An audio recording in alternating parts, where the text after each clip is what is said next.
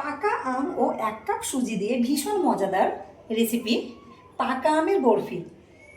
ভীষণই সহজ বানানো। আসসালামু আলাইকুম, রেক্সোনা কুকিং অ্যান্ড ব্লগে আপনাদের সবাইকে স্বাগত। আশা করি আপনারা সকলে ভালো আছেন। আজকে আমি বানাবো পাকা আমের মজাদার বরফি। বানানো ভীষণ সহজ, যে কেউ আপনারা খুব কম সময়ের মধ্যে কিন্তু এই বরফি বানিয়ে নিতে পারবেন। হঠাৎ করে যদি বাড়িতে কোনো গেস্ট এসে থাকে তাহলে আপনারা 5 থেকে 7 মিনিটের মধ্যে এই রেসিপি কিন্তু বানিয়ে নিতে পারবেন। ভীষণই সহজ, খেতে কিন্তু ভীষণ টেস্টি। তাহলে চলুন দেরি না করে শুরু করা যাক আজকের রেসিপি পাকা আমের বরফি। আর যেহেতু এখন পাকা আমের সিজনের ফায়দা তো উঠাতেই হবে, তাই না? তাহলে দেরি না করে চলুন তাহলে আজকে রেসিপি শুরু করা যাক। ম্যাঙ্গো বরফি বা আমের বরফি বানানোর জন্য আমি আজকে এখানে 2টো পাকা আম নিয়েছি। দেখতে পাচ্ছেন এই আমগুলো কিন্তু একদম গাছ পাকা, একদম হলুদ হয়ে আছে, আর ভীষণ কিন্তু মিষ্টি। তো সব প্রথমে কি করব, এই আমের চোকাটাকে ছাড়িয়ে পিস পিস করে প্রথমে আমগুলোকে আমি কেটে নেব।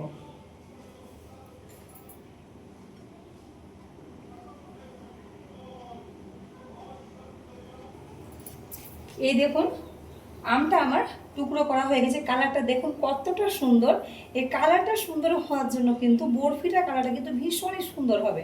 তাহলে কি করব, এবার একটা মিক্সচার জার নিয়ে নিলাম। প্রথমে এই আমের টুকরোগুলো দিয়ে দিলাম। খুবই সহজ আমের বরফি, ভীষণ কিন্তু টেস্টি। তারপর এখানে দেব সুজি। এই কাপ মেপে আমি 1 কাপ সুজি নিয়েছি। সুজিটাকে 1 চামচ ঘিয়ে ভালোভাবে আমি ভেজে নিয়েছি, মানে লাল করিনি, জাস্ট ভেজেছি যাতে কাঁচা যে গন্ধটা সেটা যাতে চলে যায়। দিয়ে দিলাম সুজিটা।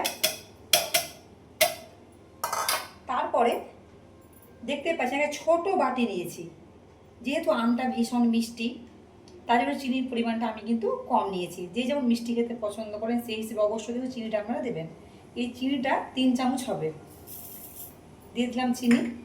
তারপর এখানে দেব, দেখতে পাচ্ছেন এগুলো মিল্ক পাউডার।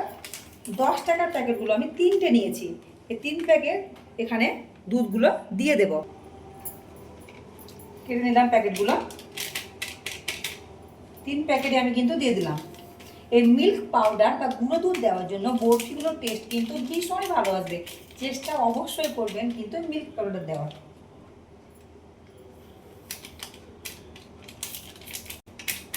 দেওয়া হয়ে গেছে। এবার আমি যেহেতু এই কাপ মেপে সুজিটা নিয়েছি, তাই জন্য এই কাপ মেপে 2 কাপ দিয়ে দেবো লিকুইড দুধ। এখানে দুধটা আগে থেকে জাল করা আছে, এখন নর্মাল টেম্পারেচারে আছে। কাপ মেপে আমি 2 কাপ দিয়ে দেব।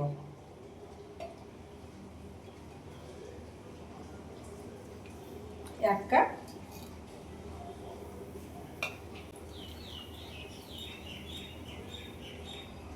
দু কাপ। আর কিচ্ছু লাগবে না এখানে। এটাকে ভালোভাবে আমি এবার একটা পেস্ট, স্মুথ একদম পেস্ট বানিয়ে নেব। এই দেখুন কতটা সুন্দর একটা স্মুথ পেস্ট রেডি হয়ে গেছে। দেখতেই পাচ্ছেন কতটা সুন্দর হয়েছে। তাহলে চলুন দেরি না করে এবার গ্যাসটা অন করে দিই। গ্যাসটা অন করে দিয়েছি, দিয়ে দিলাম 1/2 চামচ মতো ঘি। এবার স্মুথ পেস্টটা এর মধ্যে সবগুলো আমি ঢেলে দেব। ফ্লেমটা আমি কিন্তু লোতে রেখেছি। সবগুলো পেস্ট দেওয়া হয়ে গেছে। এবার গ্যাসের ফ্লেমটা আমি মিডিয়াম টু হাইতে দিয়ে দিলাম। ভালোভাবে একদম নাড়তে থাকবো। এটা 6 থেকে 8 মিনিট পর্যন্ত আমার প্রায় টাইমটা লেগে যাবে। আপনাদের কম বেশি কিন্তু লাগতে পারে। একটা যখন দেখব যে ডো ফর্মে চলে এসছে, মানে ডোয়ের মতো হয়ে গেছে, তখন কিন্তু গ্যাসের ফ্লেমটা অফ করে দেব। অনবরত কিন্তু নাড়তে হবে, যেহেতু এখানে গুঁড়ো দুধ ব্যবহার করা হয়েছে, তলায় লেগে যাওয়ার কিন্তু সম্ভাবনা আছে। আর ছেটকাবে, সাবধানে কিন্তু অবশ্যই করবেন। একবার লো করবেন, একবার মিডিয়াম টু হাই করবেন। এইভাবে কিন্তু বরফিটা রেডি করতে হবে। বেশিক্ষণ লাগবে না রেডি হতে, যেহেতু গুঁড়ো দুধ দেওয়া আছে, খুব তাড়াতাড়ি কিন্তু আর যেহেতু সুজি দেওয়া আছে, সুজি প্লাস গুঁড়ো দুধ, খুব তাড়াতাড়ি কিন্তু এটা ঘন হয়ে আসবে। দেখুন কতটা ঘন হয়ে এসেছে। এই সময় আমি আরও 1 চামচ এখানে ঘি অ্যাড করব। দেখুন কত সুন্দর ডো ফর্মে চলে এসছে।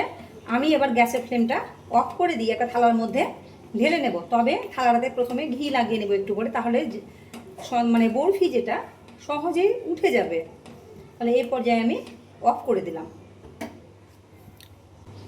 ঘি লাগানো থালাতে ঢেলে দিলাম।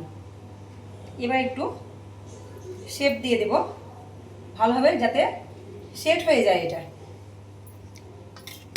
খুবই সহজ, দেখতে পেলেন আমের বরফি করা, আর কতটা আমি সহজভাবে কিন্তু দেখালাম। অবশ্যই আপনারা কিন্তু ট্রাই করবেন। এভাবে একটু ফ্ল্যাট করে দেবো উপরটা।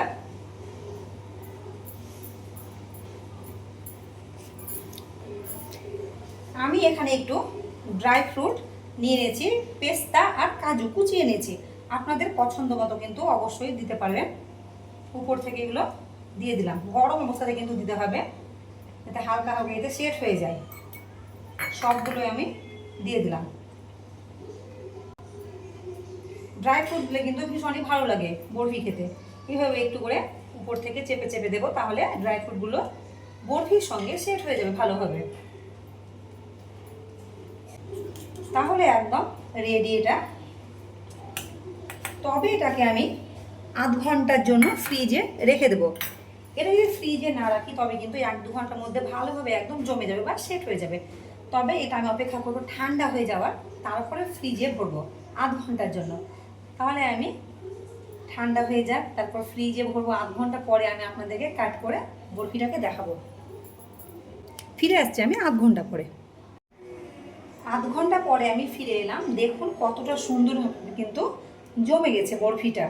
এবার আমি এটাকে কাট করব। একটা চাকু নিয়ে নিচ্ছি আমি। এটা আপনারা যদি চান আরও বেশিক্ষণ কিন্তু ফ্রিজে রাখতে পারেন, কোনো অসুবিধে নেই। আমি বেশিক্ষণ রাখিনি।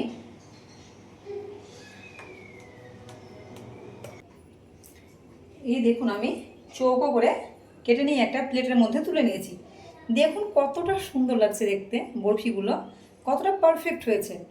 তাহলে আজকে আমার এই রেসিপি আমের বরফি বা ম্যাঙ্গো বরফি কেমন লাগলো অবশ্যই কিন্তু জানাবেন। আর আজকে আমার এই ভিডিওটি যদি ভালো লাগে আপনাদের, অবশ্যই লাইক কমেন্ট শেয়ার করবেন এবং আমার চ্যানেলটিকে সাবস্ক্রাইব করে পাশে থাকবেন। সবাই ভালো থাকবেন, সুস্থ থাকবেন। আবার কথা হবে পরের ভিডিওতে।